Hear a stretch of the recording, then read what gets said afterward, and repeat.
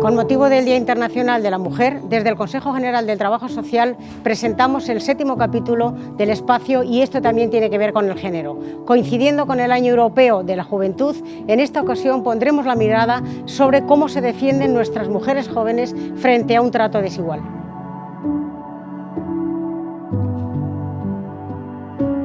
El impacto de la pandemia ha afectado más a la salud mental de las mujeres que de los hombres. Así lo dice en el 2021 un informe del Instituto Nacional de Estadística, donde dice que la prevalencia de la depresión en las mujeres duplica la de los hombres, un 7,1 frente a un 3,5. Y también hace referencia a casos que son más severos, donde también tenemos un índice mayor. Por cada uno de esos casos más severos hay 3,5 de mujeres, ¿no? Y esta tarde, en esta tertulia entre amigas, entre profesionales, entre compañeras que conocéis bien esta materia, queremos poner la mirada sobre las mujeres jóvenes, además este año que es el Año Europeo de la Juventud. Y queremos, pues eso, escuchar y comprender cuáles son esos malestares y cómo están afectando a la salud de las mujeres, porque se producen síntomas patológicos, ¿no?, del tipo de la ansiedad o la anorexia, la depresión, temas de adicciones, temas de autolesiones, que es un tema importante también y que está siendo muy recurrente. Podríamos decir que estamos ante síntomas de una nueva época, o podemos estar hablando también de cómo afectan estas relaciones y estos vínculos con sus iguales y dentro de su entorno familiar. Y esta tarde pues queremos hablar con Miguela, que es trabajadora social, trabaja en un centro de salud mental y en la parte de infanto-juvenil, y también está en la universidad, en la Complutense, con Belén Parrón, que es trabajadora social, está en el proyecto Impulsa de Luz Casanova y trabaja en un aspecto bien interesante que ahora entraremos en él, que es el tema del sinhogarismo, ¿no?, y de las mujeres jóvenes en esa parte. Y aquí me acompaña también Sara Olivares, es responsable y coordinadora de proyectos de la Asociación Cívica para la Prevención, y trabaja en un tema bien interesante también, que es esta otra parte de los menores que están ante situaciones de expulsión dentro del ámbito de la comunidad educativa. Así que lo primero que quiero es agradeceros vuestra colaboración y que estemos esta tarde compartiendo conversación y diálogo en un tema realmente interesante. Otro de los datos importantes que tenemos actualmente es el último informe de Save the Children de 2021, en el que habla, el informe se llama Crecer saludablemente y se refiere a que a partir de los 8 años los trastornos mentales se centran más en las niñas que en los niños. ¿Cómo, en vuestra opinión, pensáis que está afectando toda esta situación y si realmente estamos ante una verdadera diferencia de cómo le afectan estos aspectos a las niñas que a los niños? Quizás también siempre la comorbilidad de los trastornos y demás, siempre las mujeres por la tradición y demás, siempre somos nosotras las que siempre lo verbalizamos más y tal. Yo creo que, por ejemplo, en mi caso, con la intervención que hago con nuestros menores y demás, los chicos también pueden padecer este tipo de trastornos, pero quedan siempre relegados como un segundo plano, no expresan tanto ese sentimiento o ese encontrarse mal, ¿no?, por también un poco los estereotipos y demás. Pero es cierto que también las chicas últimamente, al final, trastornos con 8 años es muy complicado que diagnosticar un trastorno, y cada vez se va viendo que la edad de tratamiento o de tratamiento farmacológico sobre todo se va reduciendo, se va disminuyendo cada vez más, 14, 8, 9, 10, que ya van con un tratamiento que antes casi, desde mi punto de vista, era casi impensable, ¿no?, que hubiese un tratamiento farmacológico con 8 o 9 años de ansiolíticos y demás.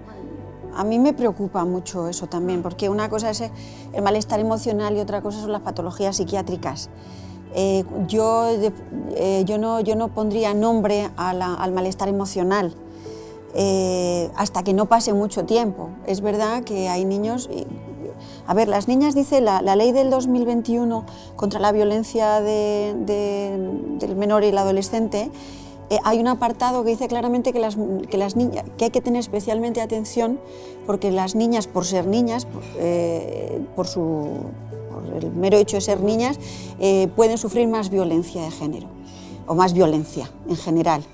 Y la violencia lo pone el género en las niñas pequeñas. ¿Qué le pasa? ¿Cuál es la diferencia entre los chicos y las chicas? Muchas veces creo que los chicos son demuestran más su malestar con la agresividad, con las llamadas de atención como más, más de defensa.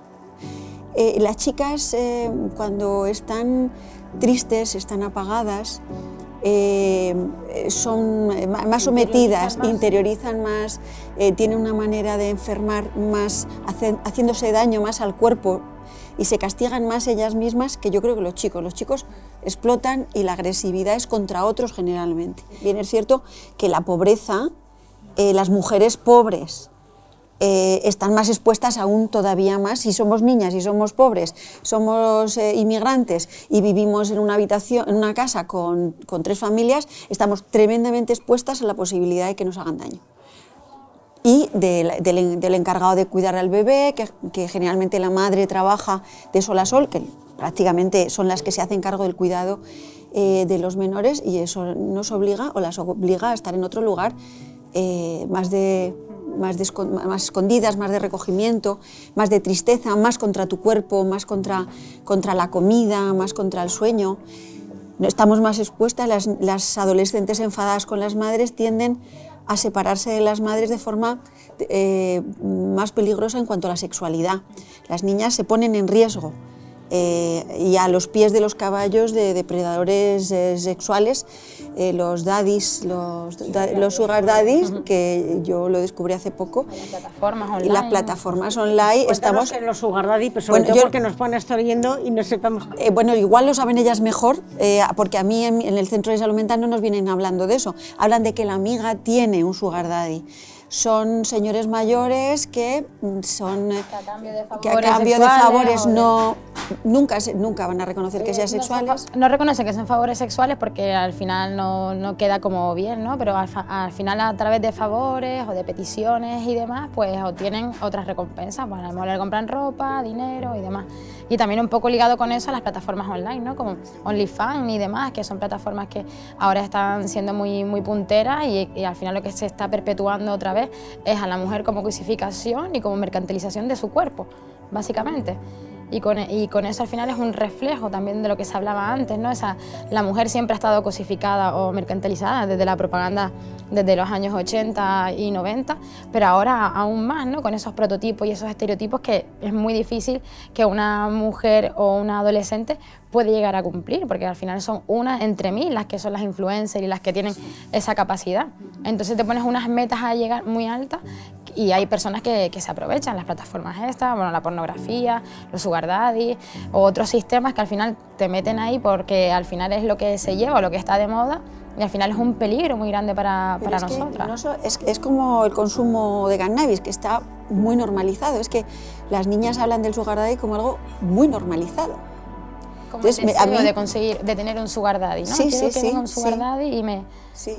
En el caso de las mujeres sin hogar, que también nos ha pasado en algún caso, para ellas es una manera de supervivencia, ¿no? O sea, un sugar daddy que te permita ir a un club de fútbol, pagarte una pensión, un hostal, ¿no? Es como instrumentalizas una relación de poder para poder sobrevivir, ¿no? Que es totalmente legítimo, pero claro, se exponen a unas situaciones de riesgo bastante complicadas. Has incorporado un tema que también era bien interesante y queríamos traer en abierto, y es que FACIAN, la Federación de Asociaciones y Centros de Ayuda a Personas Marginadas, ha alertado sobre un nuevo rostro en el sinhogarismo.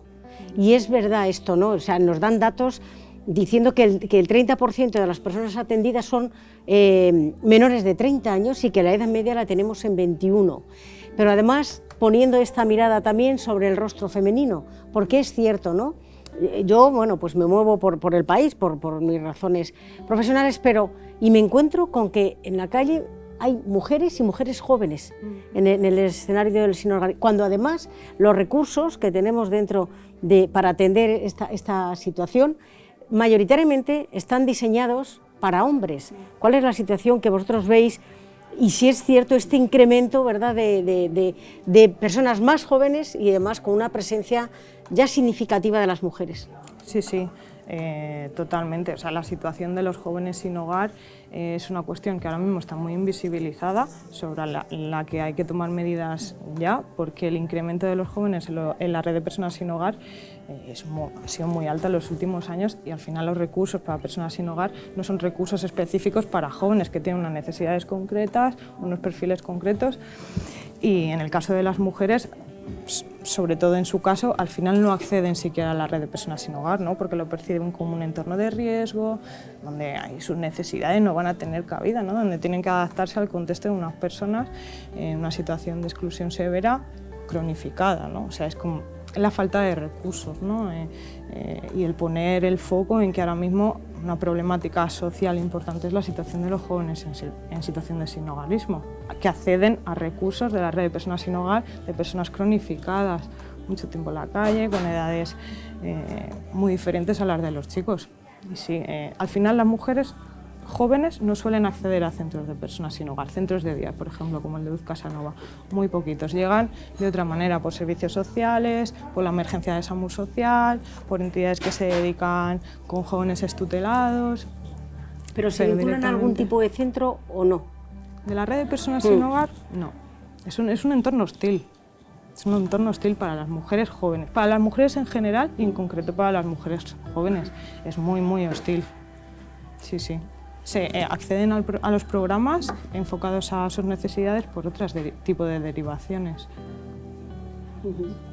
Entonces, ¿qué podemos hacer desde los centros que trabajan en la red de personas sin hogar?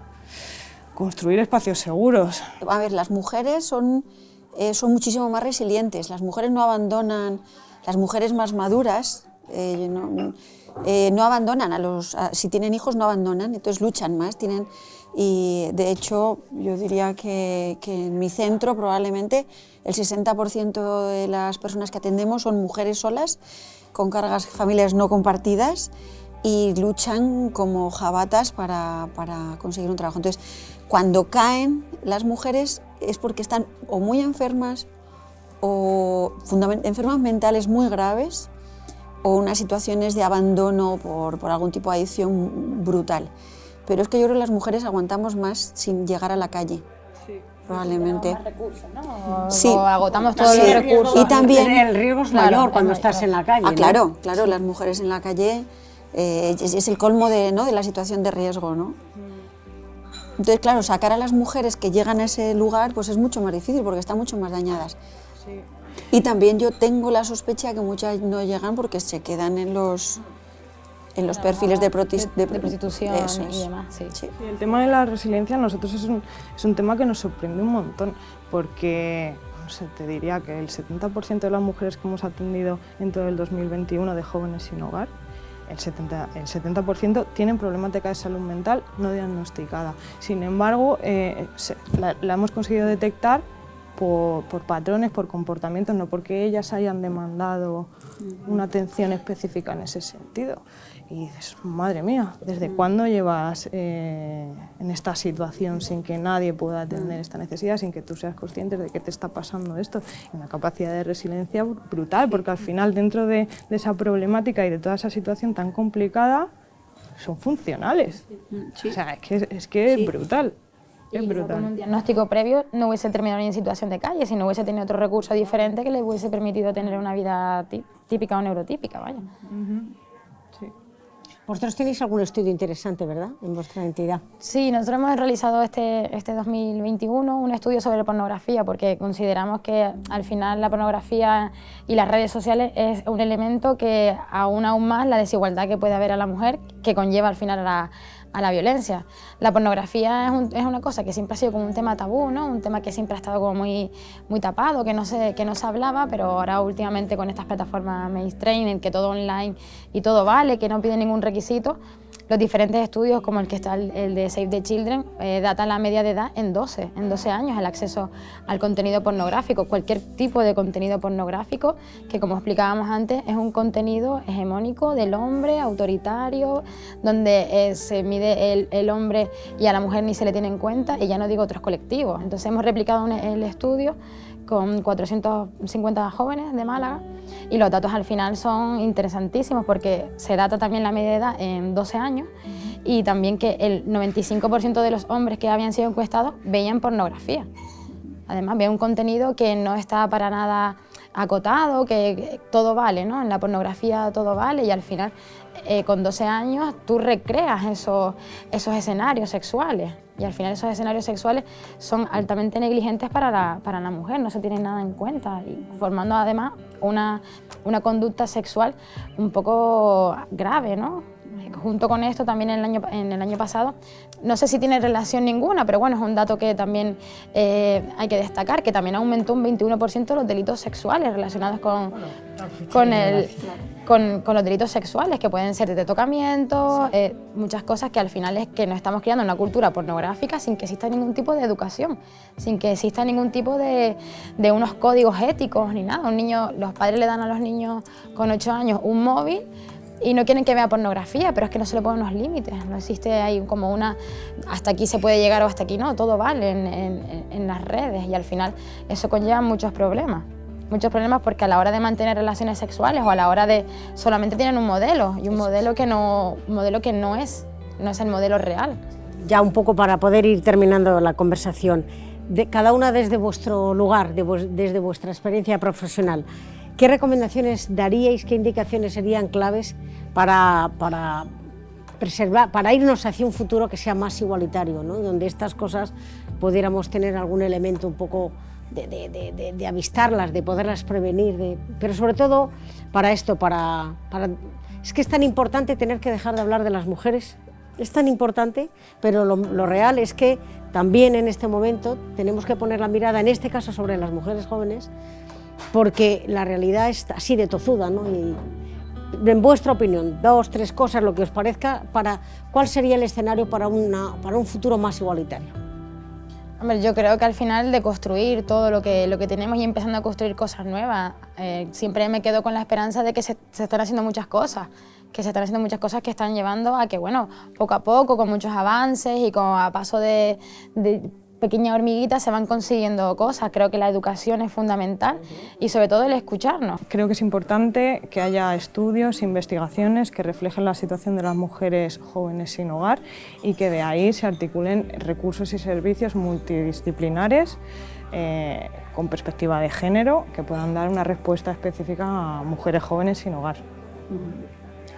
Bueno, desde salud mental yo pediría que se recuperara la escucha familiar, el tiempo de pasar juntos, de conectar emocionalmente con nuestros hijos, de recuperar la palabra. Sin lugar a dudas el diálogo es buen compañero, buena compañera de viaje, ¿no? Y es importante pues esto, la comunicación, entre iguales, por supuesto, pero también dentro del entorno familiar, ¿no? Porque pues al final piden referentes, al final son llamadas de atención de estoy aquí, quiero que se me vea, ¿no? Y quiero que se me reconozca, ¿no? Así que bueno, pues esperemos que desde todos los ámbitos podamos caminar en esa dirección y daros nuevamente las gracias por esta conversación, por entrar en algunos aspectos realmente interesantes relacionados con el tema de las mujeres jóvenes. Así que gracias de verdad. Gracias.